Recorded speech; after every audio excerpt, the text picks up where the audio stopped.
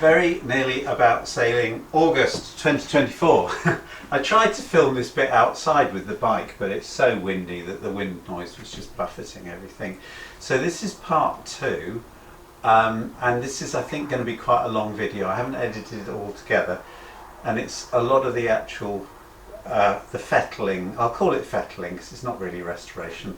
The fettling that I did, or most of it, to get the bike sort of on the road and safe and working. So it will cover things like the seat cover, doing the carburetors. Yeah, that was the big thing, getting the carburetors sorted out. Major issues with the carburetor. Not major issues, it wasn't difficult. None of this stuff is difficult. It just needed doing. Doing the tab hits, camshaft chain, which is more or less all right, the balance chain, things like that. I'm not very good at sometimes at sort of explaining what I'm doing with bikes, because I've been doing bikes and cars since I was about 10 years old, so I just kind of do it. And I've got this bag on the back here, which is really useful. I've got and I've been out quite a bit and sort of used it on the bike. I'll show you a little cutaway to that. Just another quick aside, by the way, I got this rear seat bag. There's a bit that straps onto the seat, and then this zips onto it, and it's actually 35 litres. It's the Oxford 35. I don't know, is it an F1 or something? Yeah, F35. And you get a little bit, you get different colour bits of plastic. So I put the red ones in because I've got a red bike. So it expands, this expands upwards. It's brilliant. And in the back I can fit my disc lock, a few extra straps and things. Very pleased with it. I've known Oxford product. I'm not sponsored by them, I don't do any sort of sponsorship.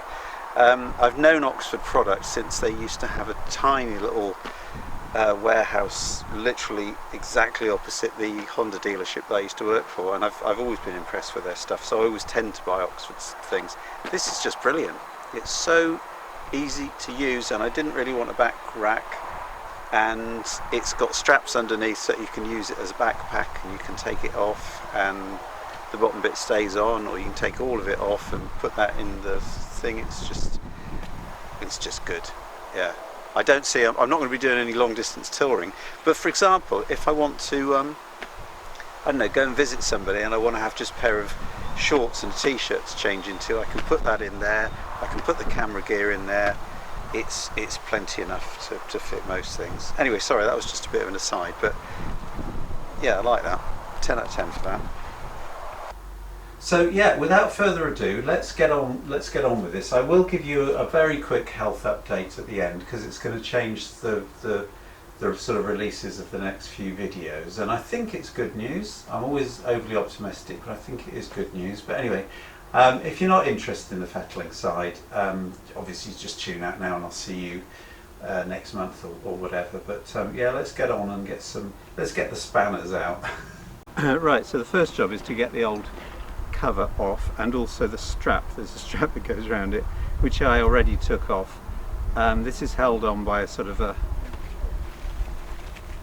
clasp thing and a bolt that goes through it, so it's pretty sturdy. So I've always wondered how sturdy these straps are. Pretty much so, but unfortunately the bolts just sheared off because they just haven't been, which makes me think this might even be the original seat.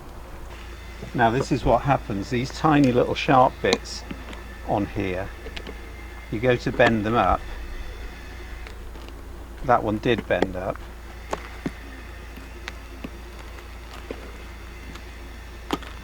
some of them literally just break off. The one here just broke off. I think those off, it's just a question of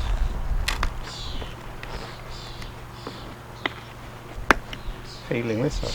There are lots of sharp rusty bits, so yeah, wear gloves if you're doing this at home. So let's take this bit of trim off as well.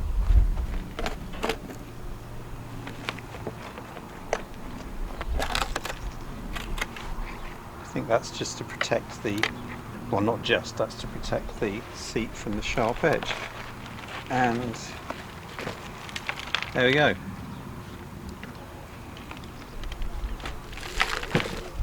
That's not in bad condition. You can see where it had worn through here, though that's not particularly excellent, so I will smarten that up a little bit. That's the old cover. Is the new cover very roughly the same shape and size and everything?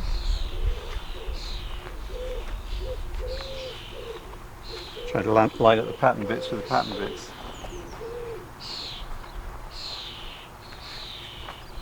Yeah, pretty much. That's a relief. Right, it's going to fit, but it's going to be tight. Actually, that other one probably wasn't original. I've just noticed just what good quality this is.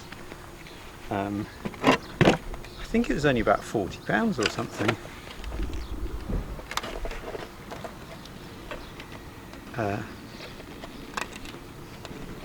That needs to go over the edge,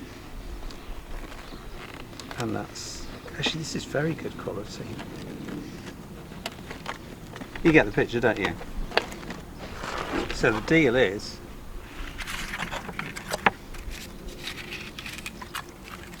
I got the beginner ones. There's two different versions of these things. These are the spike strips. These ones with slightly longer stripes. You can get ones that look more exactly like what came out. And what you do with these is you basically pop rivet them along the edge. Right, I'm not actually going to video me drilling the holes and fixing this, because I did that I did that once, and I actually, because I had to twist it around so the camera could see it, I broke my one and only 3.5mm drill, so I had to get some more. But I think you can see the principle here. This strip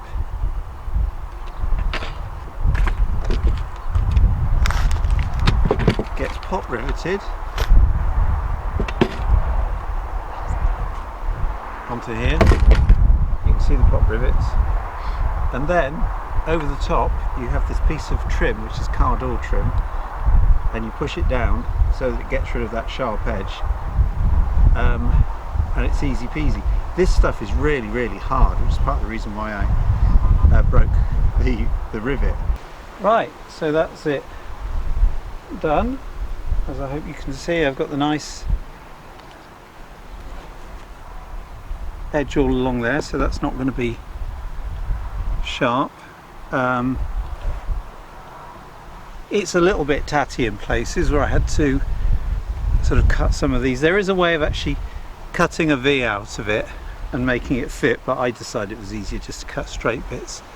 It's very spiky, which is why I'm holding it quite carefully, but that's enough for today. I'm going to sleep on it, and then I'm going to do the bit I'm really not looking forward to, which is to actually stretch the fabric over it. Oh. Right, not such... Oh, I've got the camera twisted, hang on. That's better.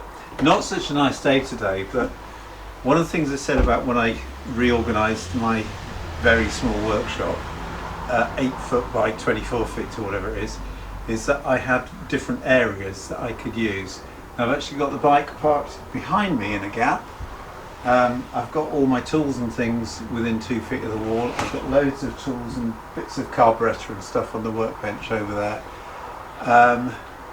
And I've still got room to do things, and I've got the bench that I made, the trestles that I made, and the temporary stool sort of here, so I've got, even with the weather being pretty horrible today, I've got an area to work on. So, you know, having the right working environment is so important.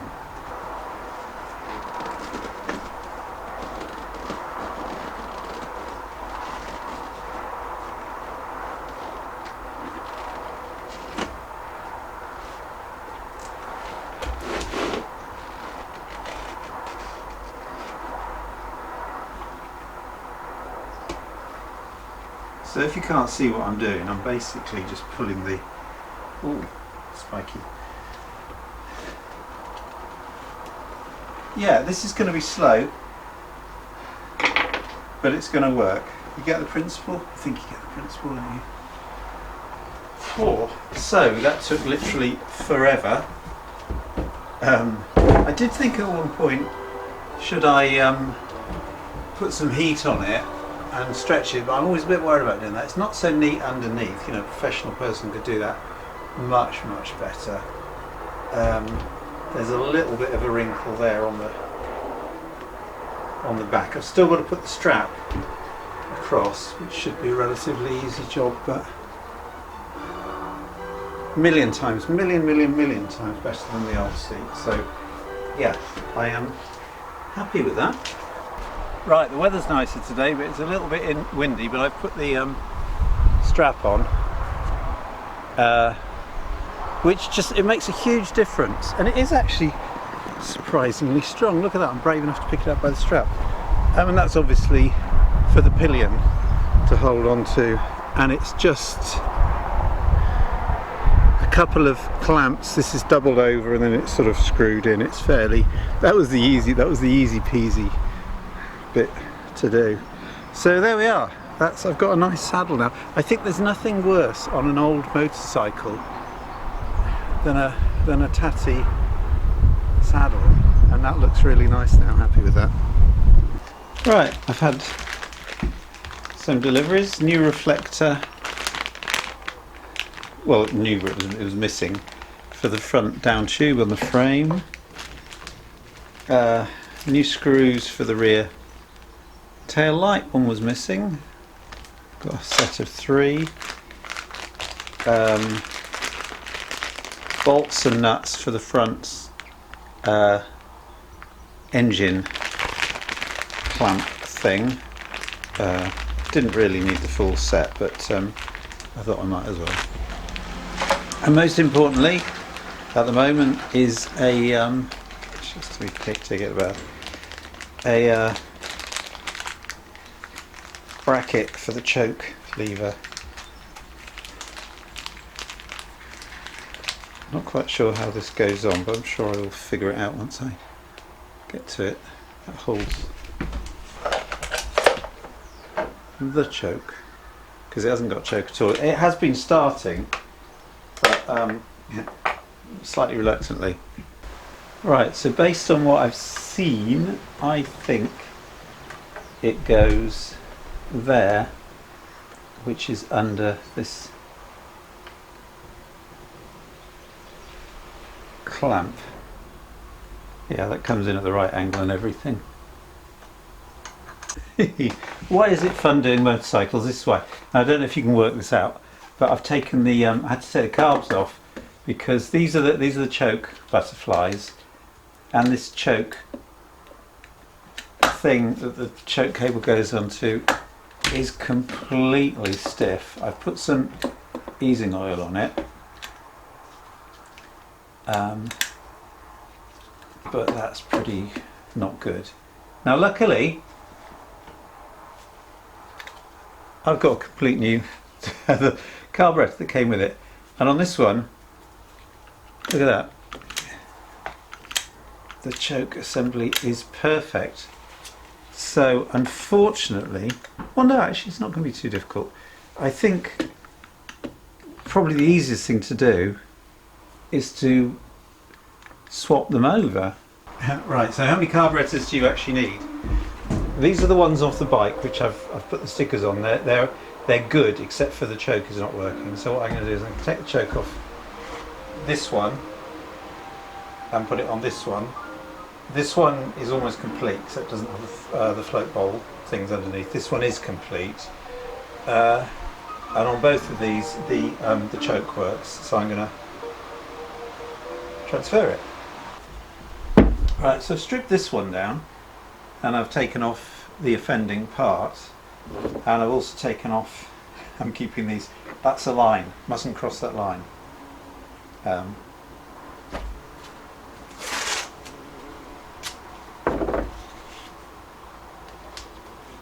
I know me, and I could mix them up. That's the spare carb, this is the actual carb.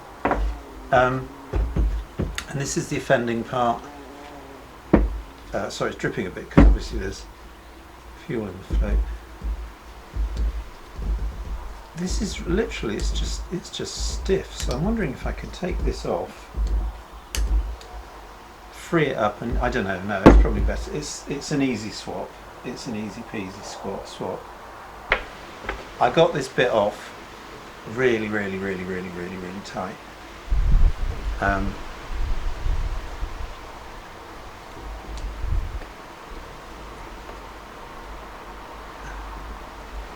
you can sort of feel it sticking, that's what's causing the problem. But the new one, not the new one, the other one, it's a bit looser but not brilliant. So it's basically, all it is there's loads of sort of corrosion and gunk around this thing, and it's just literally seized up over the years. So which one I put back on, I'm not quite sure. Right, this is going to be really difficult to see, as apologies for this, and I'm doing it on the spare ones, but I noticed that there was a synchronization problem between the two butterflies. This is the going to the cylinder. So if I twist the throttle grip, or pretend to,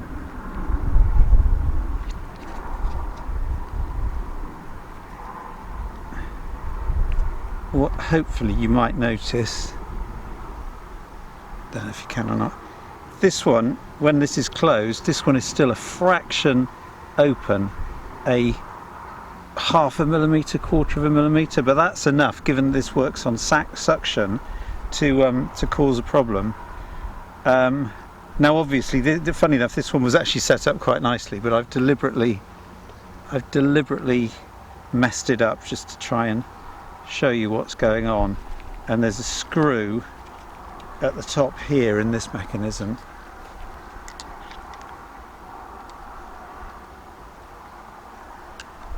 I can't see the screen, but there's a screw here, and that basically will need to be tightened down and then the lock nut put on so that it's exactly in sync. Good name for a band, that. Right, let's do that. Right, another couple of things. I noticed I had a check on the can you see these little screws? There's one on each one. These are the idle mixture screws. They should be set at about 2 turns, so you tighten them all the way up and then screw them out 2, and that's what Honda recommend. And then you adjust them slightly depending on what the idle is doing and how reliable the idle is at sort of going back to the idle speed once you've blipped the throttle. And one of these was at 2, which is correct, and the other one was at 1.5. So I think, and if it's too far in, you screw it in to make it more lean, because these are on the cylinder side. If they're on that side, it's the other way around. So you screw it in to make it more lean. I think what had happened is that because they weren't synced up properly, butterfly valves, somebody had tried to adjust them using these. No, that never works. You always do the syncing first, where you do the float bowl height and all that sort of stuff, and make sure the jets are clean, the right size, blah blah blah. Then you do the idle, then you sync. They've got to be absolutely synced, and then you do the idle screws, and the idle screws always go in and out the same amount. If you find you're having to do it a different amount, it means you haven't done the other work. I was hoping to do all this after riding it about for a bit, because I'm going to strip the carb down. I hate carb work because it's too fiddly. The other thing I noticed is the slow running adjustment wasn't even touching the stop, so I think it was running too fast. Because anyway, I'm going to start it up now and let's see if my theories are right. Maybe, if luck is on my side, it'll actually be better without me having done anything else. Right, so this is me trying to start it after doing all that carb work. Let's put the choke again fully on.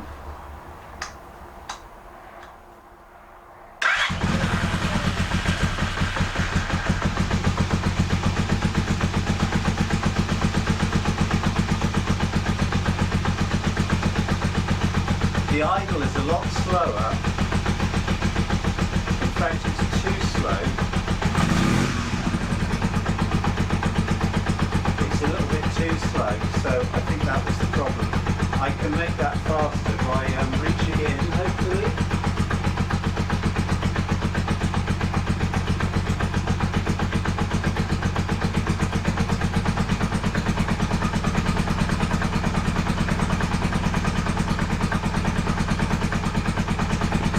That's about right.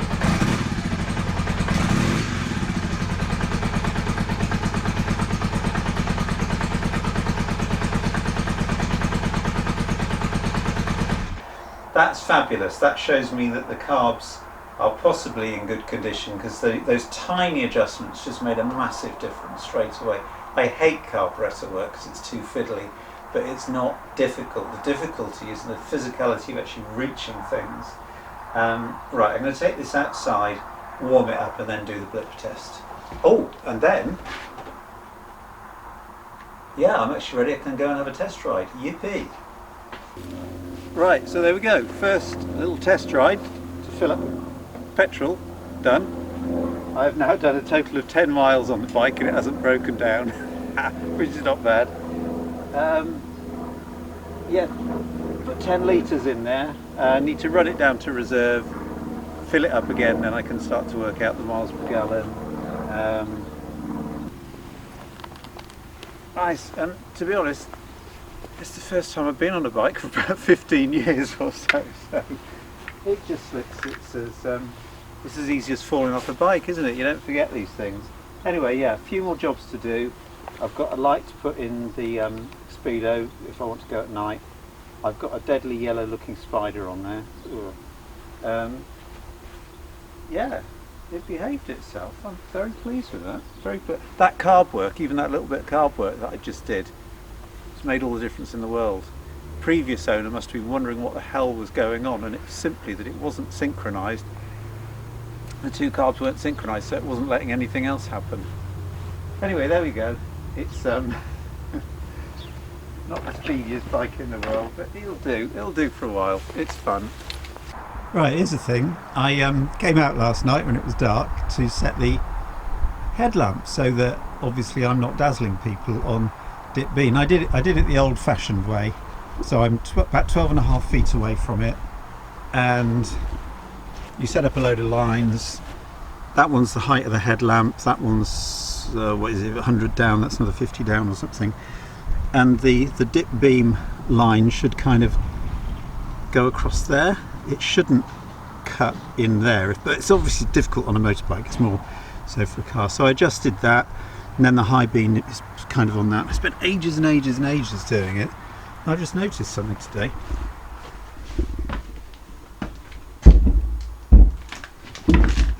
I hope you can see this. There's a flipping mark.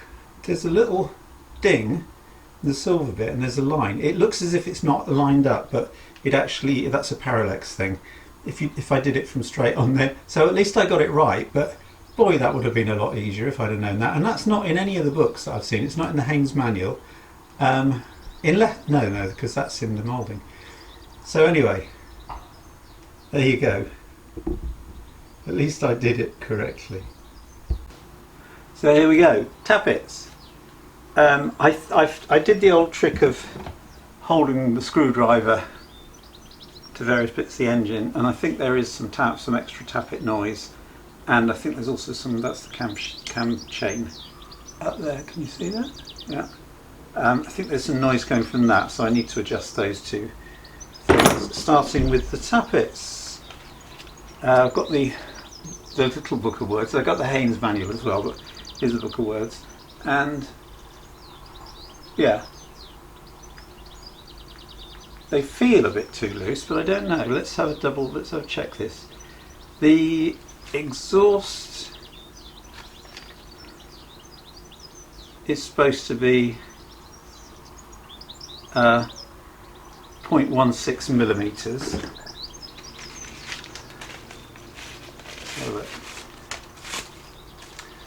0.16. It's great with gloves on, isn't it? I think I've got a 10 and a. Oh, for goodness sake! Yeah, that's 10 to 6. That's 0.16 for the exhaust. Let's put this under there. See if that's loose, or if it's tight, or what's going on. Oh.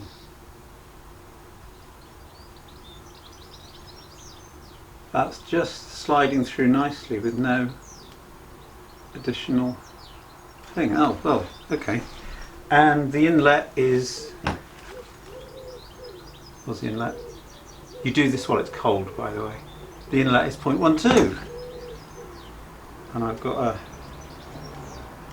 an 8 and a 0.4 put together. Oh great, look at that. Sorry, I should have said the tappets are adjusted at top dead centre, and you can tell when that is because there's a line with a T on it, on there, and then there's a little arrow thing. I think you can see those both. And then one side will be at top dead centre, you turn it around 360, and the other side will be at top dead centre. Very important, that. The most difficult thing about tappets is tappets are difficult things. Tops are made out of lock nuts, the bottoms are made out of springs. Right, that's 0.4 and 0.8, which is 0.12. Can you still see this? Don't know. I'm directly facing the sun. Oh, that's loose. That's loose.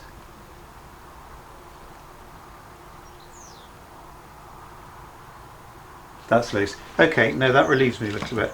So I'm not gonna film me doing this because it's fairly simple. You all know how to tap it. Basically, there's a lock nut mechanism on here. So you put a 10mm round there,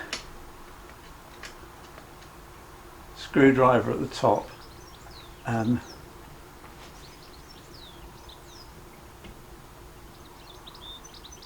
open it. That loosens off that, and then you can adjust it by pushing this up and down. Does that make sense? Right.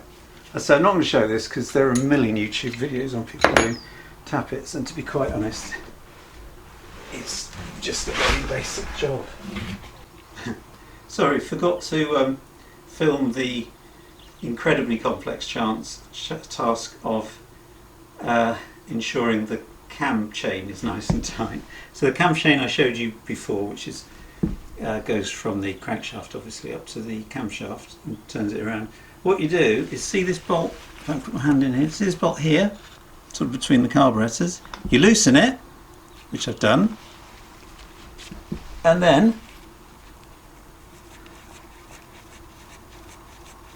you tighten it again.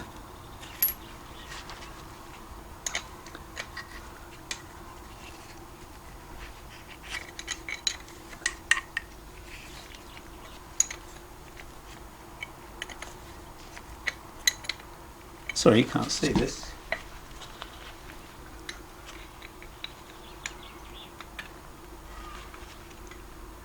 No, I can't see it.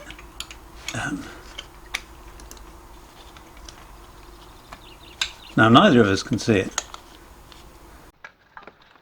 Right, so here's the deal here. I want to adjust the balance shaft chain, which is on its maximum. So you take off the clutch cover thing. You no need to undo the speedo cable. And the deal, there's my screwdriver. I need something to point with. Right in here, there is a chain, which, to be fair, is not that loose, but this thing here is at the end of its, you know, that can't turn any more clockwise, and the way that you know that you've reached the limit, but you can still go, well, you've reached the limit on this thing, what you have to do is to take the nut off here. There's a little dot, and it's exactly where I'm putting the screwdriver there. If that dot is between 3 o'clock and 9 o'clock, you're okay. And what you do to tighten it, you turn it anti-clockwise, and obviously you can see that with that it's pushed as far as it can go anti-clockwise. What you do when you actually adjust it is you undo this nut, and then by gravity this kind of falls down. So I'm going to undo both of these, move this around the splines, do it all back up again. Bit of a pain, but hey ho. It means you've got several easy adjustments on this, and then you've got a difficult one. Right, so bear with me. Let's pretend that this is all the way at this sort of adjustment here. So what I'm doing is I'm actually reaching in from the outside of the crankcase, and I'll show you this in another clip. What you actually do is you undo this bolt here. Right, I'm just holding this so it doesn't slip too quickly. You undo this, and then the spring tension moves the cam down there. But as you can see, it's gone to the absolute maximum. So that's why I've had to take this off, adjust it on the splines here. So I need to take this all the way off, adjust it on the splines, and kind of reset it so that it's got a little bit more to play with. Alright, so I'm taking an under washer off here, hopefully you can see that. So can you see there's like little splines on here? And if I pull this forward, do I have to take that all the way off? No, I don't. I can then kind of move this back. Right, so I've put that on there, and now I've got a huge amount more. Can you see that? That's dropping down. Sorry, why am I saying can you see that? You can either see it or you can't. What's happened now is I've moved the splines along, and if you watch this, let's move it all the way up. So let's imagine I undo this bolt from the outside. That drops down to there. That's exactly the right thing. I then tighten it up, and the dot is not even at 12 o'clock. So I've got loads more slack until I have to replace the chain. There we go. It's actually, do you know what? I think I'm making it more difficult than it is. Let's just tighten all this up and put it all back together, shall we? While we're here, by the way, just have a look at this for a clutch. Look at how big that is. This what you got to remember about this engine is this is the 250N. The engine is basically the same size as the 400N. It was really designed as a 400. So I don't know if they put fewer plates in or made it more lightweight for the 250. But to me, that's a pretty substantial clutch for a fairly, 29 horsepower or something, 250cc motorcycle. That gives me a lot of faith that the clutch is probably okay. This chain here, by the way, I don't know how many people know in engines, this looks weak and feeble. It is, and it doesn't matter that that's loose. That's driving the oil pump. The actual important ones are the balance chain in there, and the one that I can't get at, but I've had a go at adjusting it from the top, which is the cam chain, and I think that's adjusted as far as it'll go. Right, I've got a new washer. Let's put all this back together, fill it up with oil, and that should be good for several thousand miles, because look, I think you can see I've got plenty of adjustment there, and I will do this every whatever it says in the service manual. I can't remember what it says. Right, so just for the sake of completeness, so I popped the this cover back on, popped it all back on, screwed it back on. When I do this for the next few times, when I need to adjust the balance shaft, all I have to do is, and using whatever's handy,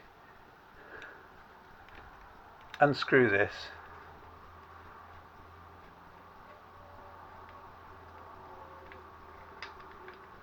the oil level is way down here, by the way, so it doesn't matter, and in there, you probably can't see it. It doesn't matter because you've seen it just now. Let's shine a light on it just in case it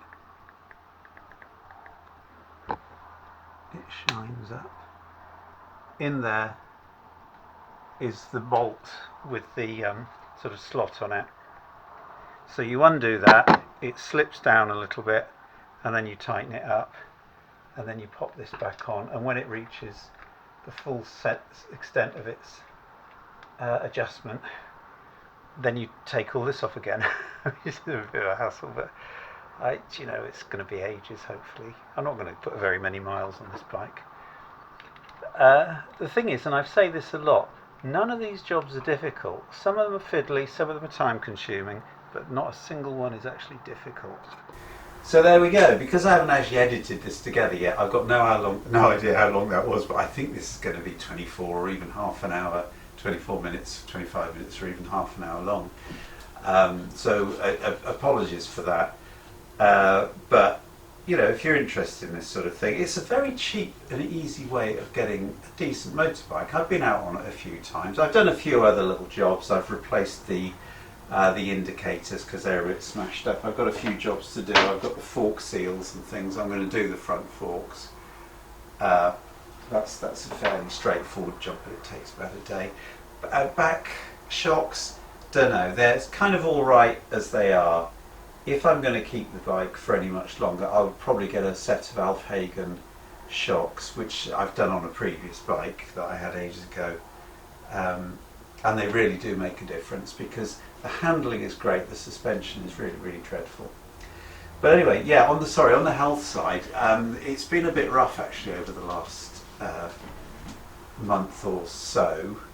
But a change in medication seems to have reaped dividends, and it's much too early to say, but there seem to have been some substantial improvements, really radical substantial improvements, and I'm not quite sure whether that's my body going crazy or it actually really is good news. But my brain fog, my mental energy levels, my physical energy levels have improved, and I'm getting almost no headaches. From getting a bad headache every single day and lots of migraines, I've gone to pretty much no headaches and just a handful of migraines and so on. So anyway, so what I'm going to do, this video is going out quite early in August. The next video I might just do a bike ride out. It's going to go out fairly early in September, and then I need a bit of a gap to kind of consolidate things, find out where I am health-wise, because obviously if I can get my health up and running properly, I can get up and down the ladder and I can do more and more stuff with Serenity. So the October one, the September one will be at the beginning of September, the October one will be at the end of October, if that makes sense. Does it make sense? Does anything I do ever make sense?